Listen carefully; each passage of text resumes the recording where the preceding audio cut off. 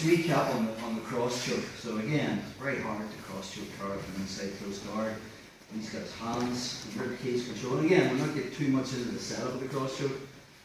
But if his hands were out here, I can just swim my hands inside, and then once I remove the frames, I'm pulling my knees towards my chest to get his hands down. Again, if he knows jiu-jitsu, he'll put his hands on me, not the mat.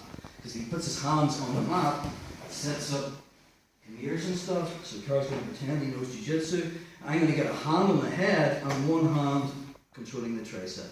So if Carl tries to posture from here, it's quite difficult. But from here, as he postures, my right hand's controlling. And now my left hand makes a grip on the lapel, so it just comes off the tricep, finds a grip on the lapel. I'm going to open the collar and slide my right hand into the lapel. Okay? And I'm going to connect my elbow to my hip. Okay? That's a big detail on finishing the cross choke.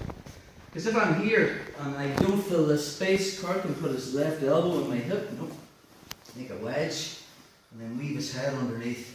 And now it's easy to strip that grip with his hands. Okay. So the second I get to here, now I have two options. I can shrimp on my left side, swim 4 fingers inside, and then come back onto my back.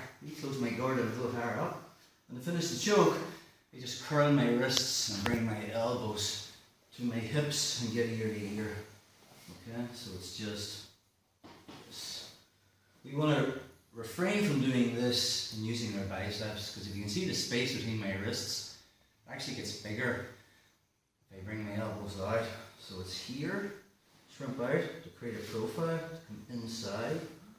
Okay, that's a 4-finger grip, and then I just come back. Even a good drill to do to finish this choke, if you just want to concentrate on wrist movement, is keep your arms straight, which you wouldn't really do, and just curl your wrists. Okay, it's right on the jugular spot. In reality, I'll reclose my guard a little higher. I'll bring my knees towards my shoulders. I'm going to get ear to ear. Bring my elbows to my hips, and I can just curl down. Sometimes when you go for that variation, Carl uses left hand to fill that space. So now I can shrimp outwards and just slap my forearm on the neck. I want to make a connection with the inside of my left forearm against this left jugular, and then I'll just grab the gi, and then I'll just turn my elbow in. Again, in this case, I'm not really curling the wrist of my left hand, it's more like a block, but I'll curl the wrist of my right hand. Okay? So, most of you know how to do that. If you don't, you have a few goes at it, but let's just work at countering this. Okay? So, again, Carl breaks me down. I can be playing with this sort of control as well. We remove that frame, pick head and arm control, and then he's going to slide his right hand into my collar. Okay. Or his left hand. It depends on, remember, it's just like last time we talked about a dominant grip. So if you're left-handed and you feel that's your strong hand, that's probably the first hand I would go in.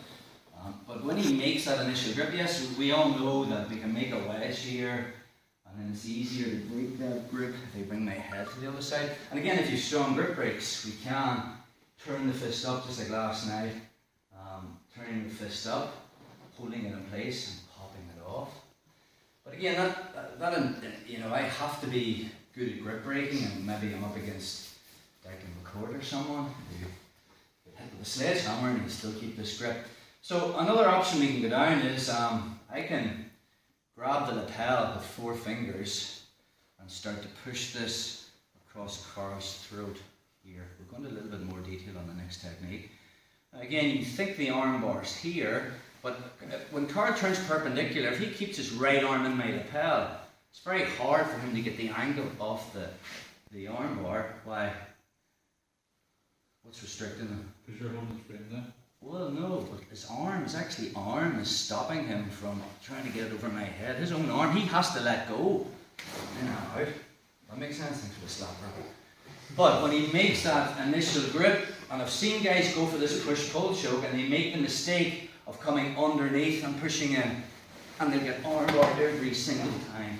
So the detail of the counter, the push-pull choke, is whenever he brings his hand in, both hands come over. Okay? So a preliminary defense against this cross choke, because you get up against people that are really good at this choke, And the second this hand comes in, the alarm bell should be ringing. So rather than trying to break this grip, he's breaking my posture. Maybe he has me even down here and he can't get up again.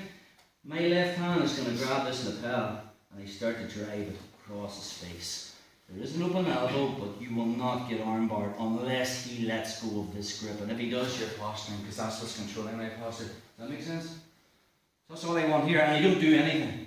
I just do this and put pressure on him. Now, he's two options to finish this cross choke. I'll wait until the second hand comes in. Now I can come under. Just come under.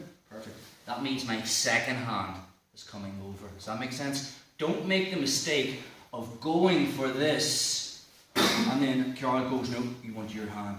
Yeah, there.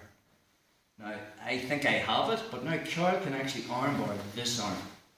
Perfect. Why? Because my arm is underneath. Does that make sense? If you get this concept, you'll be very, very good at this. So he just, when he makes that initial grip, I just do this, kind of bug his neck. When he makes the secondary grip, and it can be under, let's look at under first. So he's coming under my arm. Now, my other hand comes over. I just take the slack out of the gi, and to put a little bit of pressure on him, I'll lift my knees off the mat. Just do that. Okay? So, from our position. Carl makes the cross choke. Here. I'm coming over. He comes underneath my second hand. Is coming over. Does that make sense? And now to finish, just tap on the sombrero. Don't do the counter, that's the next move. I just lift my knees off the mat. Okay? Now, second variation. He puts that hand in. I'm here. I'm not rushing this choke. Okay, now he comes over. So he moves this way and comes over. So where's my other hand come? Comes over as well. Yeah? Now you take the slack out, and then I push. Put a little bit more weight in, I'll lift my knees off the mat. Okay, so, that guys, really simple. I know some of these are